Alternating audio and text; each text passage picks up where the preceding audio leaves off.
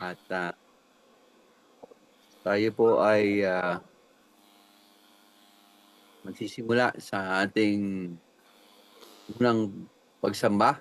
Ang bahagi ng ating pagsamba, ang pag-aaral ng salita ng Diyos o ang lingguhang pag-aaral ng salita ng Diyos. By the way, belated happy birthday kay Pastor Gary, no? Kasama natin ngayon. And praise the Lord at matapat na kumikilos ang Diyos sa buhay ng ating kapatid at ating pastor na si Pastor Gary. So, ngayon na ipagpapatuloy natin ang pag-aaral ng salita ng Panginoon, no? And we are studying the cure for backsliding. At ang title ng ating Sunday school lesson is, Who Am I Not to Love God?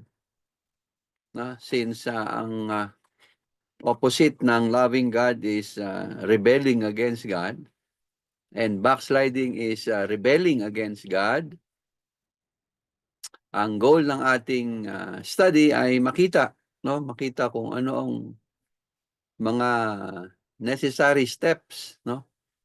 O mga effective ways how to cure backsliding. Kung paano natin mapaglalabanan ang paglayo sa Panginoon, no? Alam niyo po, ang greatest commandment is to love God, no? Above all. And kaya anumang bagay na magpipigil sa atin o maglalayo sa atin upang mahalin ang ating Diyos ay nangangailangan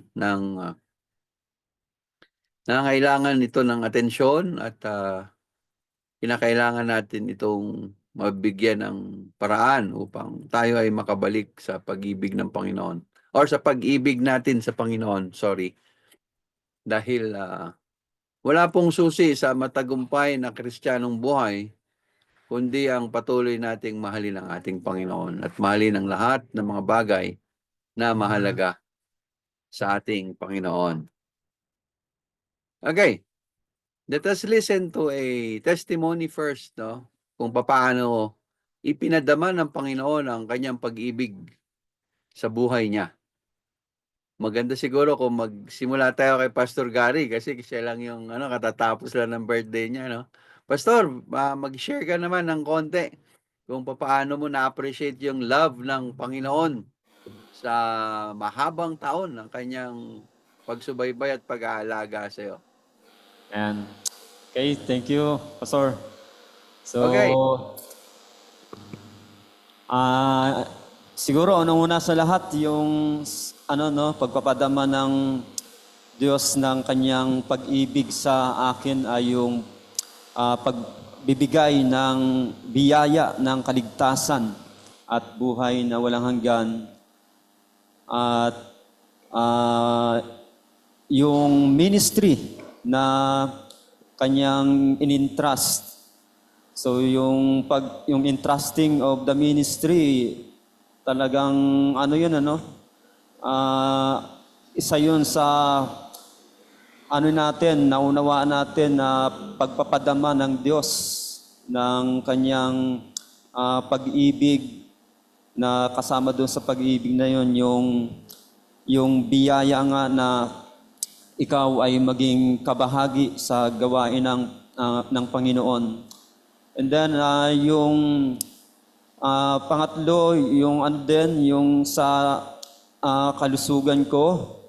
So sa dakilang pag-ibig ng Diyos ay andun yung pagbibigay niya ng sa akin ng kagalingan.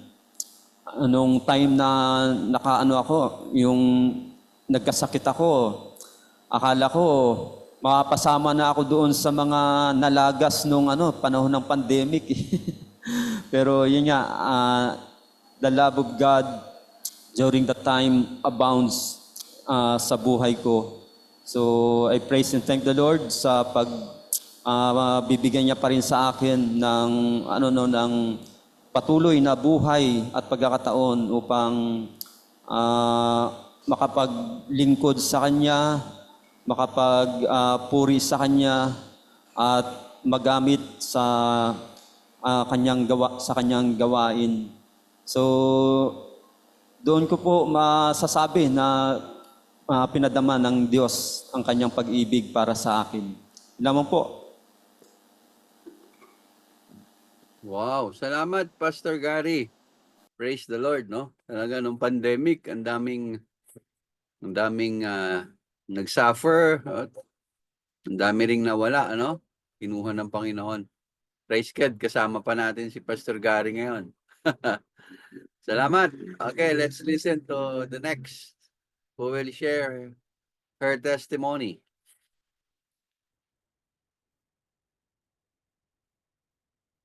Sister Mary Ann, nandiyan ka na ba?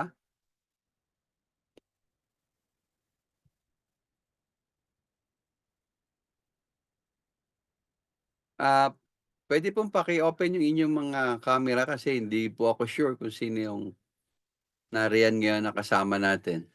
Kasi yung iba nagla-login lang pero physically hindi sila kasama pa talaga.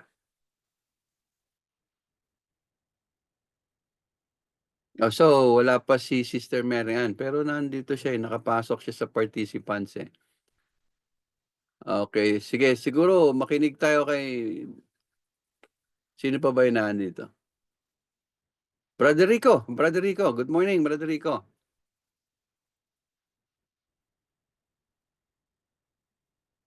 Yan.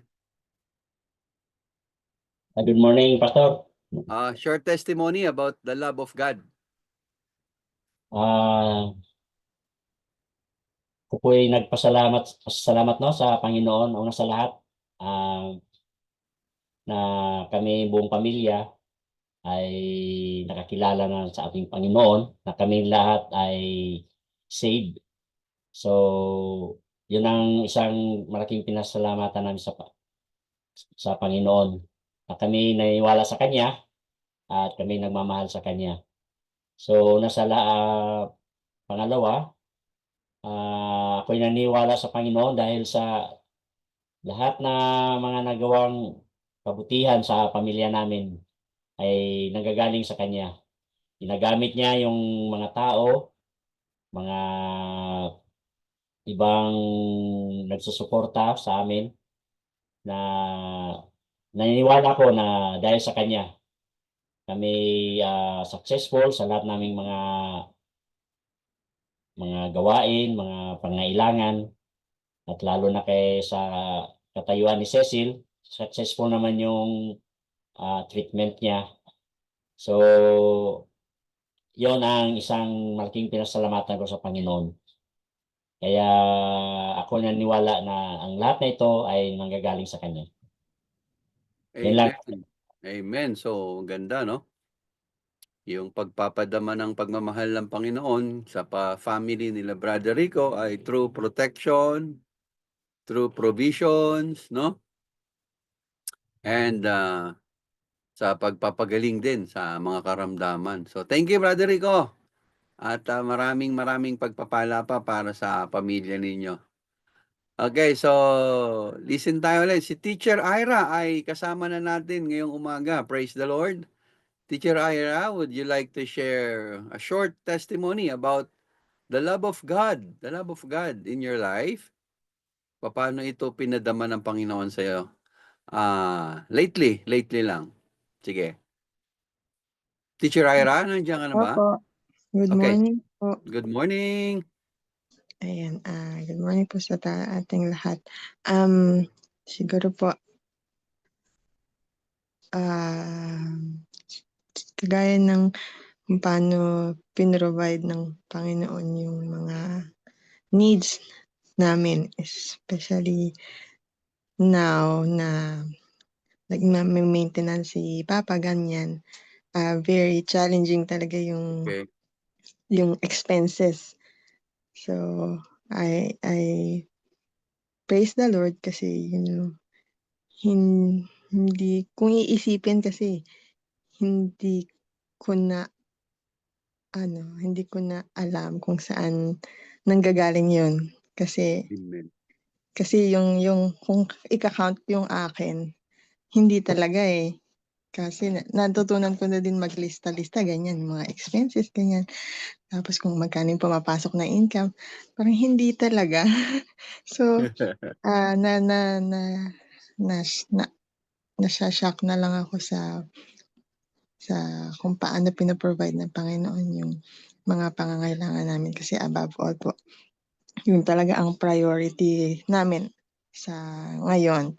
So yun dun ko po nafi-feel yung love ng Panginoon na binless niya ako ng work, and then at the same time binless niya ako ng yung faith ba, yung faith na just holding on to the promise of the Lord that He will provide yung needs na whatever I ask in prayer, no, yun po.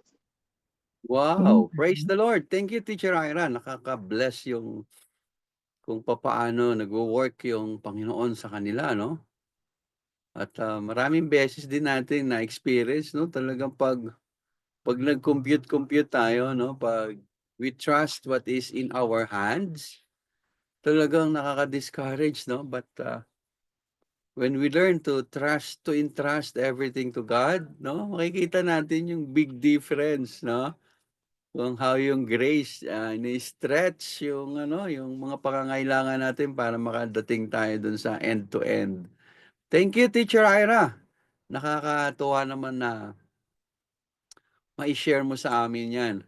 Okay, so marami pa tayong mga kasama rito kasi this is the emphasis of our lesson today by delving to the remedy for spiritual fatigue. And that is one of the way, no? Isang remedy to na makita natin ano ba yung source para maiwasan natin tong spiritual fatigue na ito. Okay, kung minsan nakakalimutan na natin yung ginagawa ng Panginoon, nakafocus na lang tayo doon sa situation, no? Doon sa trials, no? Na-focus tayo doon sa fears, sa ating doubts. Kaya lalo tayong nahihirapan tuloy na mag-express ng pagmamahal natin sa Panginoon. Okay, this time kasama na ba natin si Sister Mary Ann? Nandiyan na ba siya? Para let us ask her to share her short testimony about God's love. Wala pa rin, wala pa rin. Okay. Sige, pero naka-login sila. Anyway, sige, makinig tayo ngayon kay Sister. Hello Sino po. sino 'tong nagsasalita? Ako. Hello, good morning. Good Pa-open ng morning camera. po, Pastor. Magmumotor kasi kami, Pastor. Nakamotor Ay, okay, okay. kami. Sige, later Sige ka na po. lang, later ka Sige na lang, po. ha. Okay. Baka mabangga ka na naman sa truck, sa likod ng truck.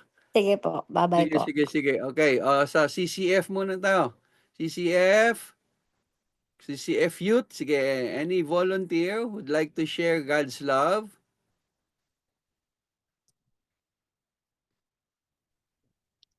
Sa akin po, naramdaman ko po Pakilala muna tayo kasi grupo kayo diyan.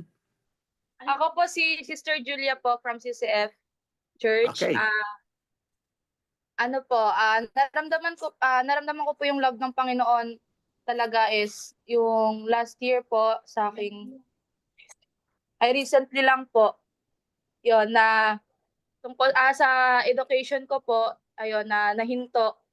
But praise God kasi ngayon po is na nag-aaral po ako ulit. Kaya nagpapasalamat ako sa Panginoon dahil doon na naramdaman ko po yung love niya sa akin na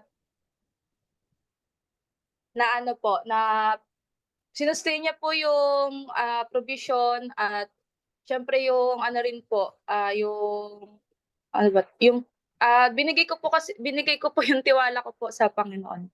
Amen. Yun lang po. Salamat. Praise the Lord, no? Minsan kung hindi natin kaya, pero pag ipinaubaya natin sa Panginoon, no? Nagaganap yung mga dapat maganap, no? So, we are very familiar sa story ni David and Goliath, ano?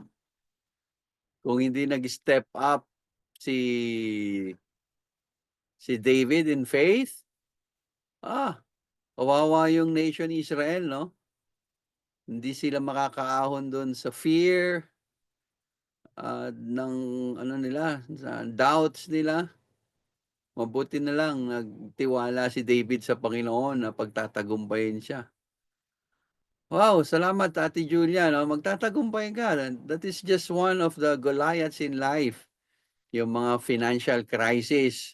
Okay? Actually, kami ni Ate siya for more than a year, we are in financial crisis.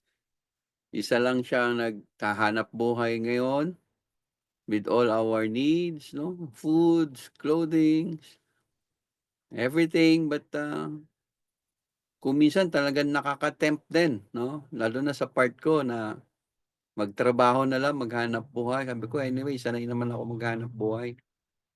But the Word of God, yung Word of God, ang manifestation ng love sa akin ng Panginoon itong mga nakaraang panahon. Palagi niya akong binabalik doon sa realidad na no, it's hindi ikaw, ako ang mamamahala. Ako ang may control. Kaya I fully trusted in Him sa mga pangailangan, sa plano niya. No? Lalo na ngayon, may malaking challenge sa ministry natin, yung pag-i-start ng bago nating gawain dito sa Mindanao, which I envisioned na magiging center para lumawak pa yung ating church planting ministry, First Baptist Christian Fellowship. But we have to face, no? We have to overcome the doubts and the challenges. Parang nung nagsisimula tayo, ganoon na naman uli, parang maraming hindi naniniwala, no? Maraming nagsasa at the back of their heads. Mahirapan tayo diyan, pastor, di natin kaya yan. But I once proved you wrong, no? Kasi kapag nagtiwala tayo sa Panginoon, and look at where we are right now. Okay? Kung matututunan lang natin yung positive attitude na the ministry is the work of the Lord, not ours. Na? We can depend on Him, that we can express our love to God. No? Na in our sacrifices, na we can sacrifice for the sake of our love for God. Kaya nating magsakripisyo because love, nagsasakripisyo talaga yung pag-ibig, ano? Kapag tama si Teacher Ira, kapag kinumpute natin at nanghawakan tayo kung ano yung nasa ibabaw ng palad natin, walang mangyayari, madi-discourage lang tayo. But no, God is good. God is good. God is good. No? Palagi nating sinasabi yan. This time is the application na ng ating theology, ng ating doctrine na natututunan. How the Lord love us so much. Okay. So, at I'm sure marami pa kayong mga experience sa Panginoon, paano niya pinadama yung kanyang pag-ibig at paano niya pinapatunayan na yung mga pangako niya ay totoo, no? Na kailanman hindi niya tayo iiwanan, kailanman hindi niya tayo pababayaan. So, Romans chapter 8, verse 38 to 39. Yan, alam na alam niyo yan, ano?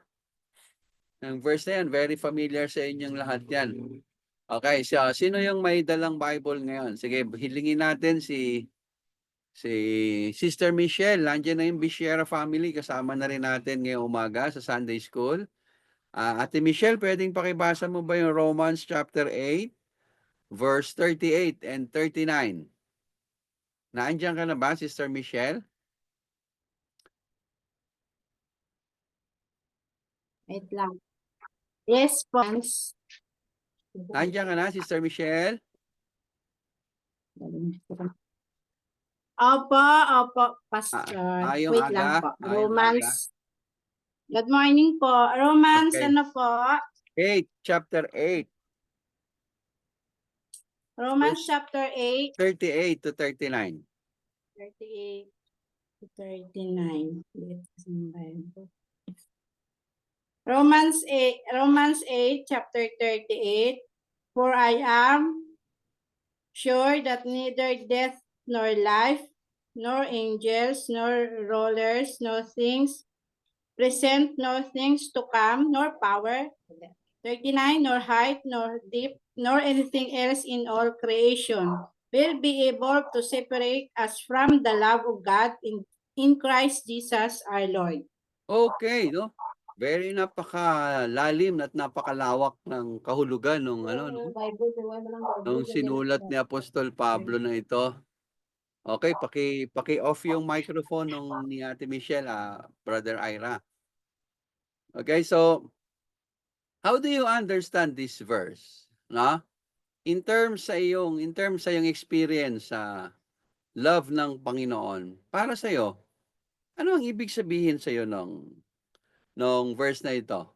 Okay? I'm not asking your theological perspective, no? Gusto ko lang yung practical mong pagkakaunawa dito sa verse na ito. Okay? Sige. Teacher Ira, will you please share something about this verse? Na totoo ba to? Totoo ba to? Nangyayari ba to sa buhay? Nagmamanifest ba itong sinabi ni Apostle Paul na to, that nothing can separate us from the love of God? Yes po. Okay, sige, sige. So, siguro, yeah, sabi dyan ni Paul, neither death, nor life, nor angels, nor powers, nor principalities, nor like nothing.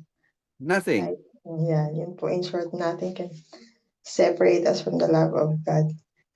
Like, even if you tried to walk away from the Lord, Okay. if truly yung Holy Spirit ay nasa iyo, Mhm. ibabalik at ibabalik ka talaga. Yes, thank you very much, no? Nothing eh. Ano, that is concrete yung nothing diyan eh. As in wala talaga, as in wala. Okay? In any given circumstances, this is the promise of God. Walang makakapagpalayo sa iyo. Walang makakapagpabago ng pag-ibig ng Diyos sa atin. So, this is actually, I believe this, you will agree with me, no? That this is a message of reassurance. This is a message of encouragement for all of us who most of the time are overcome by doubts and fears, no? Caused by the trials na hinaharap natin. No, yung Panginoon ni Apostol Pablo, yung Panginoon ni Abraham, ni Jacob, ni Isaac, no? Ang siyang nagbibigay linaw muli kay Apostol Pablo to inspire the believers in Rome, now the believers in First Baptist Christian Fellowship, to the believers of CCF, mga kapatid, that nothing can separate us from the love of God. Not our circumstances, no? That can change the love of God. Kasi yung love na to is a love that is not an afterthought sa Panginoon. That all of a sudden, dahil sa circumstansya mo, nagdalawang isip yung Panginoon na, mahalin ko pa kaya to? No? Yung tao kasi marupok yung tao eh, no? Madaling maapektuhan ng circumstansya. Pero yung pag-ibig ng Panginoon ay hindi po. Okay? Now, one of our favorite verse when it comes to the assurance of God's love and salvation. Let's read John chapter 10. Si Brother JR, nakita ko na si Brother JR, nasa screen na siya, no? Brother JR, pwede mo bang basahin yung John chapter 10, verse 27? Bago natin i-play yung slide uli natin. The next slide, please. John 10, verse 27, My sheep Yes. hear my voice, and I know them, and they follow me. Hanggang 29, kapatid. And I give them eternal life, and they shall never perish, neither shall anyone snatch them out of my hand. My Father who has given them to me is greater than all, and no one is able to snatch them out of my Father's hand. Okay. Can you imagine that? Then together let's mix this two texts, no, verses. I mean, Romans 8:38 to 39 and John 10:27 to 29. What can you say about the protection and the love of God for all of us? Ang ganda, no? This sobra-sobra na tong mga verses na to for us to believe. Kasi sabi nga, ang focus ng ating lesson today is to delve in. Oh? Yun minsan ang kulang sa atin eh. Minsan, palalimin natin yung ating pananaw patungkol sa ginagawa ng Panginoon. Kasi this is the best remedy para sa mga napapagal. Lumalayo ba yung Panginoon? Nagpapabaya ba yung Panginoon? Tumitigil ba sa pagkilos yung Panginoon? This is the question. Then who am I not to love God? Napapagod ba yung Diyos kumilos para sa akin? Para tumigil na rin ako magmahal sa Panginoon? Kasi that's the nature of our love eh. No? Conditional kasi yung love ng tao. Mas madali tayo magmahal kung minamahal tayo. Okay? Ganun yung condition ng pag-ibig ng tao. But the love of God is unconditional. Unconditional. Kaya pinapakita rito sa verse dito, lalo na sa Romans 8:38 to 39, no? Yung nature ng God's love for those who have faith in the Lord Jesus Christ. Sabi nung John, pinagbinasa natin. And those, sabi ng my Father who has given them to me, speaking of the believers. The Father who has given them to me. Nakita niyo yung divine election ng Panginoon? Inihandog ng Diyos Ama. Tayo, na mga nananampalataya kay inilapit tayo kay Kristo. Walang makakakuha sino man sa atin sa pag-iingat ni Kristo at sa pag-iingat ng Diyos Ama. Tanda mo, the term is pag-iingat. Ang ganda, no? Kung mag-iisip lang tayo ng mahusay, grabe naman pag-iingat to. So more than our salvation, there is a physical preservation. No one can snatch you out of my hand. You will not perish. In terms of salvation, we are secure. We will never perish. But in terms of our physical life, habang nandito po tayo sa lupa, we are secured doon sa loving hands ng ating Panginoon, Diyos Anak at ang ating Diyos Ama. So what else do we need? Isn't this enough encouragement for all of us? Para manatili tayong nagmamahal sa Diyos, manatili tayong malapit sa Panginoon. Yan, ang galing, ano? So if there is one lesson that you will learn today from this text, ano kaya yung lesson na yan? Okay, simula tayo kay Deacon Ira. Brother Ira, pahinga pala si Deacon ngayon. No? Brother Ira, if there is one lesson na nilalagay ng Panginoon sa puso mo ngayon, ano yon, kapatid?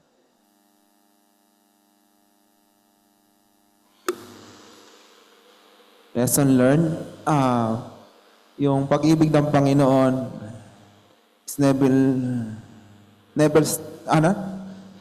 will never be stopped. Persistent yung pagmamahal ng Panginoon, aabutin tayo. And Okay. the Lord will always pick up us. Kung madapa man tayo, as the Psalm 37 niya sabi, the steps of the good man is ordered by the Lord, and he delight in his way. Though he fall, he shall not be utterly cast down, for the Lord will uphold him with his hand. Wow, ganda ng verse na yan, ano? That's the word na, madadapa man tayo sa buhay na to, nandiyan ang pag-ibig ng Panginoon na patuloy na aabutin tayo at tayo i-restore niya kung madadapa man tayo. Okay, praise the Lord. Praise the Lord. Maganda yung verse na yan, no? Naalala ko si David, no? Sabi niya, "The Lord is my shepherd, I shall not want. He restored my soul." Oh, ang ganda ng line na yan eh. Gustong-gusto ko yung line na yan sa Psalm 23. He restored my soul. He led me to the still waters. Alam niyo yung alam niyo yung picture nun? Na kapag kailangan mo ng kapanatagan, ng kapayapaan, the Lord will restore your soul and He will lead you to still, besides the still waters. Okay. Bro, wala pa tayo dyan sa question. Nasa principle pa lang tayo. So, sige, tuloy-tuloy mo lang yung slides. Darating din tayo dyan. Baka makapag-prepare si Brother JR, mahaba yung sasagot niyan. Yan, oh, you see? This is what I've learned dito sa verse na to. Romans 8:38-39 taught me that no external force, take note of this, no external force has the power, no, to undo God's love for His children. No external power. Kaya si Satan, defeated si Satan dito sa promise na to eh. Ano lagi ini-instill ni Satan sa isip natin, sa puso natin? You're worthless. Sino ka para mahalin ka ng Diyos? Kalalagayan mo na yan. Sa mga ginagawa mo na yan. Yung sinasabi lagi ni Satan. At sometimes, gagamit siya ng ibang tao. Minsan, masakit pa, no? Yung mga taong malapit pa sa'yo, minsan, yung nagiging cause ng discouragement mo. But, ako, ini-encourage kita, huwag kang magagalit sa kanila. No? Kasi, ginagamit lang din sila, no? Biktima lang din sila. But continue to encourage yourself, doon sa promise ng Panginoon. Yan. Kaya nakakatuwa yung aralin natin ngayon. Kasi talagang problema to ng mga Kristiyano, lalo na ngayon. Kasi this is a prophecy kasi ito eh, na sa huling panahon, lalamig ang pag-ibig ng tao sa Diyos. Nangyayari na to, lalo, nagiging worse na talaga yung ating pagmamahal sa Panginoon. Yung makaramihan ang case, they are in denial. Dinideny nila na, hindi nagbabago yung pag-ibig ko sa Panginoon. Pero ang katotohanan sa mga ginagawa natin, talagang hindi na pagpapahayag ng pagmamahal sa Diyos. Yeah, that is sometimes we ministers, we have to become consistent and strict in the rules of in biblical rules. Kaya makinig kayo sa amin paminsan-minsan, Kaya lalo na ngayon yung oras. Lagi kong tinuturo sa iyo in the context of discipline, ito yung isang tinuturo ng Biblia sa atin, Hindi lang sa pagdidisiplina to sa mga nagkakasala, kundi this is a discipline in general sense. Sabi ng Panginoon, ano man bagay na napagkasunduan sa iglesia, official sa langit in terms of discipline. Kaya kapag tayo ay nagkaroon ng pagkakasunduan na, for example, ang Sunday School magsisimula ng 8:00, naghihintay yung Diyos. Official kasi yun doon eh. Naghihintay yung Diyos na 8:00, yung First Baptist Christian Fellowship at yung Kabuko Christian Fellowship ay sasamba na sa Panginoon through Sunday School Ministry. Kaya kapag dumating ka ng nasa tamang oras, you're already late. Kasi pag dumating ka ng 8 o'clock, tsaka pa lang mag-aayos yung host, tsaka ka pa lang magbubuklat ng Bible mo, you're already late. So you have to come earlier than doon sa pinag-usapan na oras. Kasi alam mo na yung Diyos na puno ng kabanalan, yung Diyos na puno ng kapangyarihan ay naghihintay sa pagsamba mo. And the same with all other worship activities na sinet natin para sa Panginoon. O anything that we agreed upon sa harap ng Panginoon. No, that's part of our church discipline. Kasi bakit? Ito yung expression na ino-honor natin yung Panginoon eh. Not because of His rule, not because we are under the rule of our church or under the rules or the guiding principle of the Bible. No? Ginagawa natin to this because we love God. That is why, because we'd like to honor Him. Kaya tandaan niya palagi ito mga kapatid, this is a cure for diligence. Na pag nakakalimutan natin maging diligent at and on time, always remember this, no? Ang lahat ng ginagawa natin sa Panginoon, sabi nga ng Bible, whether you eat or drink, do it for the glory of God. Okay, so napakahalaga rin. Let's delve in to this remedy ng spiritual fatigue. Kasi yan nagiging cause bakit tayo napapagal eh. No? So, now, let's go to our study question this time. Study question. Okay, paki-slide po.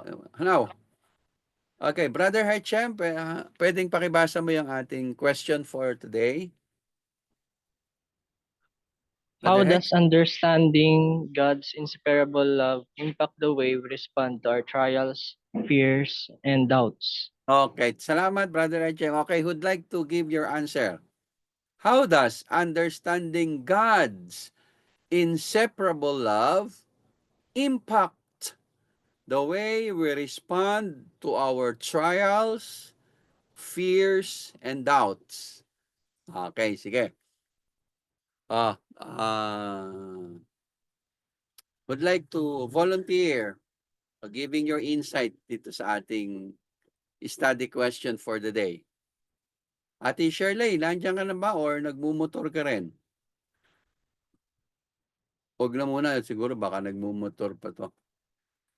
Let's call on Brother Rico. Brother Rico, pwede ka ba mag-share para sa ating study question this morning?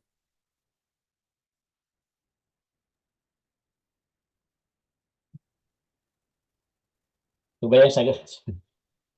Sige. Inseparable love impact the way to respond to our trials, fears, and doubts. Okay, yung pagmamahal ng Panginoon, no? Talagang siya yung pinaka-importante sa buhay natin. Kaya kung wala tayong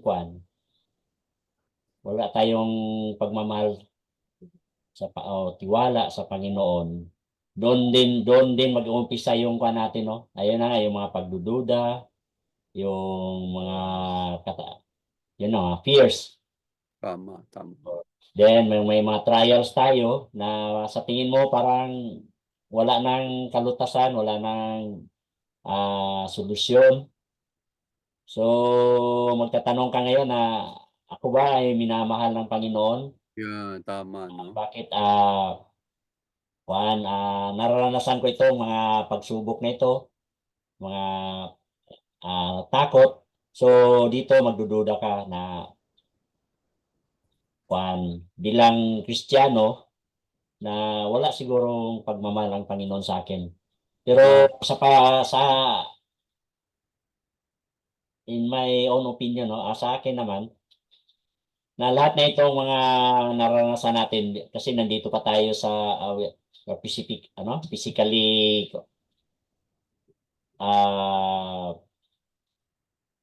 present dito sa mundo. Maranasan talaga natin ito lahat. Wala naman sigurong tao na walang problema, walang tao na walang lahat tayo may mga ups and downs, no? Paminsan maluluwag, minsan gipit, ganon. So yun ang isang ko na ang pagmamahal ng Panginoon talagang pinaka-importante sa lahat, no? Kasi maya-maya maramdaman mo rin na pinakinggan pala ako ng Panginoon. Wow, praise the Lord. Naranasan ko ng magandang takbo ng buhay. So itong lahat ay sa will ng Panginoon. So yun ang nasa opinion ko, Pastor. Wow, salamat Brother Rico. Thank you for sharing, oh. Para kay Brother Rico, pagka talaga yung lack of understanding magli-lead sa'yo sa doubts, no? Kaya kinakailangan talaga meron tayong maliwanag na pangunawa na tungkol doon sa pag-ibig ng Diyos. Okay, Teacher Ira, would you like to share something before we leave this lesson? How does understanding God's inseparable love impact the way we respond to our trials, fears, and doubts? Siguro po yung yung comfort, tsaka Comfort, confidence. yes, very good. Comfort. Like, yung every time that we are going to go through trials, like, remembering the love of God. Diba? Sinave niya nga tayo from hell eh. Yun pang mga problema mo na kinakaharap ngayon sa tingin mo, hindi ka tutulungan ng Panginoon. Wow, tama. Ganun po. Wow. Yun po.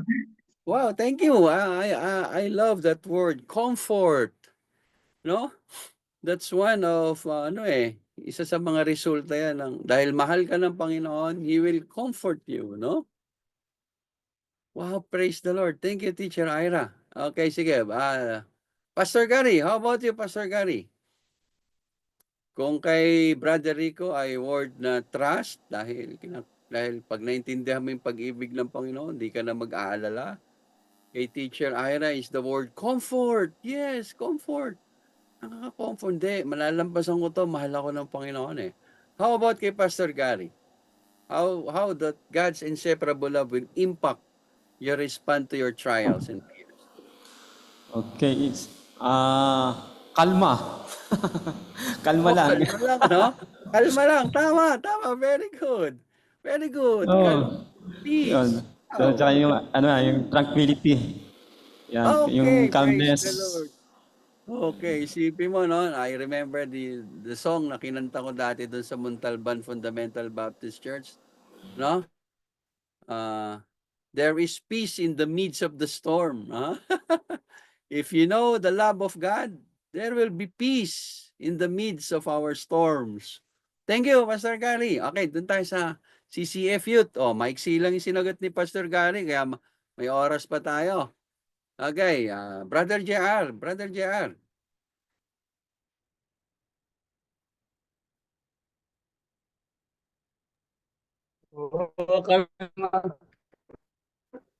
Sa akin, Pastor, wala ba may word? Strength. Yan, ang binibigay sa akin Strength, yeah, very good. Strength, no? inseparable love. Strength sa kabila ng trials and fears na mahirap. Ang pag-ibig ng Diyos na hindi kayang sukatin. Eternal love ng Panginoon ang bibigay sa akin ng lakas para magpatuloy, Pastor. Yan, okay. Praise the Lord. Strength and courage. Very good. I love that. Praise the Lord. Ang ganda naman ng Brother JR. Sige, punta tayo kay Brother Ira. Brother Ira. Assurance po. Yes, assurance. Sige. Assurance kasi this life, in our Christian life, ay nandiyan ang palaging pag-ibig ng Panginoon at punong-puno ka ng pag-ibig ng Panginoon sa buhay mo. Kahit may problema ka, may kinakatakutan ka at may doubts ka sa buhay ito. Nandiyan ang pag-ibig ng Panginoon kaya hindi ka kukonsume ng mga bagay na yan. Yan, very good. Praise the Lord. Ang ganda naman nun. Salamat, Brother Ira. Si Ate Michelle. Ito palagi may problema to eh. Kaya relate to sa ating lesson ngayong umaga. Nandiyan ka pa ba, Ate Michelle? Wala na. Okay, sige. So, sino pa ang... Ako, Pastor. Okay, go ahead. Sino to? Brother Echem po. Brother Echem, sige. May nakalimutan pa pong isa, Pastor, yung joy. Joy! Okay, sige. Explain mo yung joy. Kapag Joy nakaranas in the ka po ng midst of our trials and fears and doubts. you can still feel joyful kahit na nakaranas ka ng trials, fears, and doubts. Kasi alam mo na ang Panginoon ay malawak yung pagmamahal sa atin at di ka malulungkot, Pastor. Yes, very good. Nakikita natin yung sweetness ng Panginoon in the midst of our trials and fears. Why? Kasi talagang yung pagmamahal ng Panginoon, sweet yun eh, no? Favorite song dati to ni Brother Ira eh, no? Napakatamis ng pag-ibig ni Jesus. Ganun pa yung balikat ni Brother Ira kahit medyo awkward sa kanya dahil gustong-gusto niya yung song natin. Naalala mo to, Brother Ira? Tuwan-tuwa ka sa kanta na to pag nandyan tayo sa Blessed Ministry dati sa church. Ang saya-saya ni Brother Ira eh. Pero mas masaya si Sister Ira habang pinapanood si Brother Ira na nag-a-action song. Okay. Talagang matamis ang pag-ibig ni Jesus. Okay. One more. Meron pa tayong 5 minutes. Meron pa tayong 5 minutes. Sige, makinig pa tayo. Before I close this lesson this morning. Okay. Any volunteer? Sige. Let's make use of our time. Para sa akin po, ang pag-ibig ng salita. Sino yan? si Klingto. Para sa akin, ang pag-ibig ng Diyos dahil lang sa mga experience na rin na di ko na rin talaga naintindihan, yun bang out of doubts, out of fears, mga kung ano-ano pang hindi mo pa, kung ano ba yung mga something na nangyari sa na hindi mo na maintindihan, bibigyan ka ng clarity ng Panginoon. Hindi lang clarity kundi Okay, thank you. Kundi lang clarity, kundi strength pa at doon mo maramdaman sa bandang huli, habang nasa trials ka, naramdaman mo yung joy, so unexplainable joy. Tapos magkakaroon ka pa ng peace. And after sa manang ano mo, dahil nga hiningi mo nga sa Panginoon yung strength habang nasa trials ka, isusunod niya yung mga blessings na hindi mo talaga mabilang. Okay. Clarity. Maganda yan, ano? Clarity. Binibigyang linaw sa iyo ng Panginoon kung ano yung nangyayari at bakit kailangan ito mangyari. Ha? Mahal kita, kaya kailangan pagdaanan mo to. Wow! No, ang ganda, no? Pero kasi minsan di natin naiintindihan eh. Kung minsan ayaw din natin tanggapin na tama yun ang nangyayari. Lalo na pag masakit sa atin. Ang hirap tanggapin. Pero kung yun yung nararapat, no, pansamantala lang na hindi natin naiintindihan. Dahil yung pag-ibig ng Panginoon, bibigyan linaw. Yung mga bakit kinakailangan natin pagdaanan to, why you are experiencing fears and doubts now. No, kaya kasi yung Panginoon lang naman talaga nakakaalam kung ano yung makakabuti sa atin eh. So we have to trust the process, no? Praise the Lord, praise the Lord. So yeah, mga kapatid, to end this Sunday school this morning kasi wala na po tayong oras. Para sa akin, no, sa aralin natin ngayong umaga, understanding the love of the inseparable love of God will give us the confidence and peace in our trials, knowing that His love never ends. His love is not changing. It will also strengthen our faith, helping us trust Him even when we feel unworthy. Even when we feel unworthy. Kaya mga kapatid, who am I not to love God? Sino tayo para hindi magmahal sa Panginoon kung ganito naman yung ginagawa niya sa atin? Kinakailangan lang natin muli, again, like what our study says, is to delve into the remedy for spiritual fatigue. Okay? Isipin natin mabuti, no? Balik tanawin natin palagi yung pamamaraan ng Panginoon kung paano tayo inilalabas sa sitwasyon natin in a very caring and in His very loving way. So maraming salamat. Salamat. Nakasama ko ngayong umaga sa ating Sunday School. Sana kayo ay pinagpala rin kung gaya kung paano ako pinagpala ng Panginoon ngayong araw na ito. At ito ay pagsisimula pa lamang ng ating pagsamba sa Diyos. Ang aking panalangin ay mas lalo kayong excited, no? Na sambahin pa at paglingkuran ng Panginoon sa araw na ito. Okay, so tayo magwawakas sa pananalangin. At hilingin natin si Ate Vanji. Ate Vanji, pwede bang ikaw ang mag-close sa ating panalangin ngayong umaga?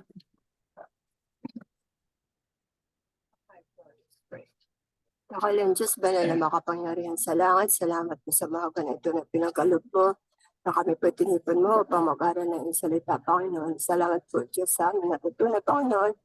Dahil sa iyong pag-ibig, Panginoon, kami po ay nagkakaroon ng pagkakaisa at po. Kung hindi po kayo, Panginoon, hindi niyo po kami niligtas, Panginoon, wala po kami, Panginoon, sa mga oras na ito. Pero Yes. dahil sa iyong pagmamahal, Panginoon, kami nagpupuri ng pagpasalamat sa umagang ito.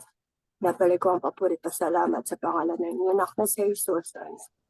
Amen. Praise the Lord. Okay. So, pwede, Teacher Ira.